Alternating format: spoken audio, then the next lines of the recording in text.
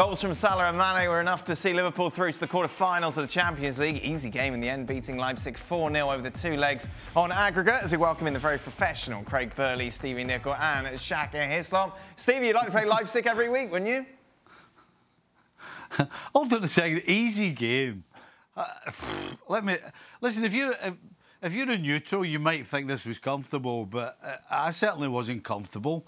Yes, Liverpool by far the better side, but until they scored that first goal after 70 minutes, there's always that thing in the back of your head that things can just fall apart. So aren't you paid to be an objective pundit, Stevie? Yeah, but I'm just telling you that you're saying, "Oh, dead easy." The fact is, they deserved it, but they've outplayed a lot of other teams recently as well and come away with nothing. So there's always that little thing in the back of your mind. But let's be honest, there's one main reason why this was supposedly so easy, and his name's Fabinho. What a performance! I mean, you talk about somebody showing you what you've been missing in the middle of the park. I mean, recently everybody that Liverpool have played have streamed through the middle for fun whenever they fancied it. Well, this guy today, he stopped everything that came at him.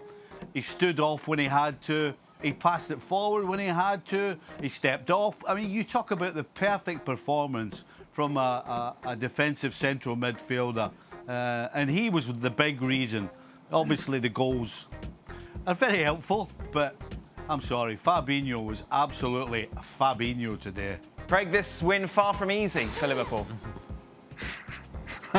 Well, while Stevie was behind the sofa biting his nails, the rest of us were all wondering, I think, just what RB Leipzig thought this was about. Did they realise they were 2-0 down? Did they realise Liverpool's recent form, the centre-back pairing, all these things that Liverpool have been vulnerable?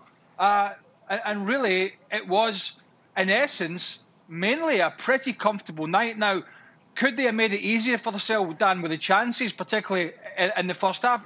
Yes, they could, but quite frankly, I think they got a tougher game off Fulham at the weekend. So I was shocked by Leipzig's performance. I was encouraged by Liverpool's performance. And I think, as Stevie said, the big decision was, do I put Fabinho back in the team as one of the centre-backs? Or do I put him back in his more natural position where, one, he can protect the centre-backs, and two, he can give a better balance to the team with Wijnaldum and with Thiago. And I think the latter came home to bear fruit. That was the correct decision.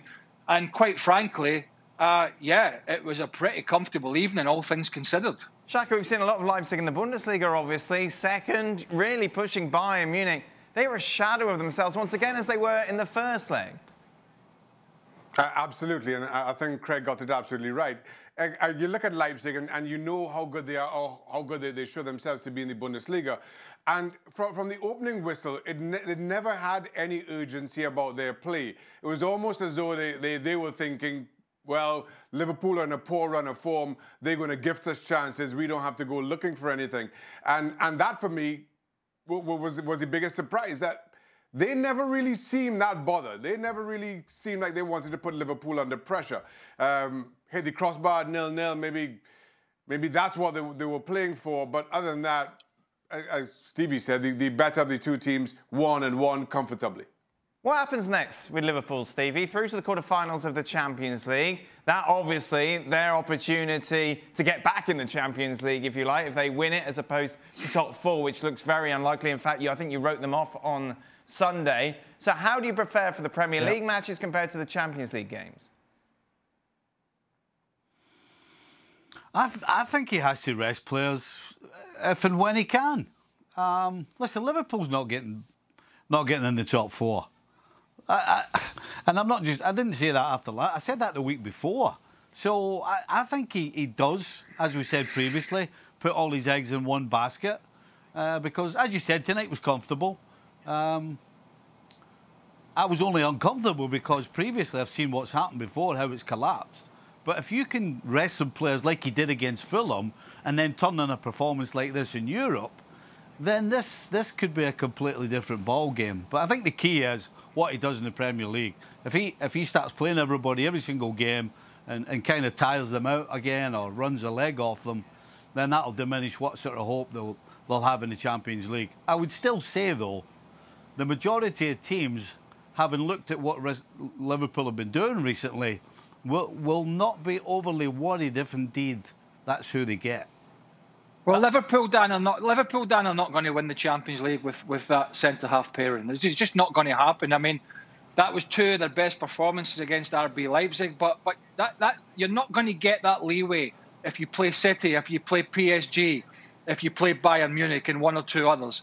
It's just not going to happen. They will target those inexperienced centre-halves. So that was down to Leipzig more than it was down to Liverpool, but they're not going to win that. Well, it's very, very unlikely you're going to win this or come close to winning this competition with that back four. That I don't think many people would argue against that.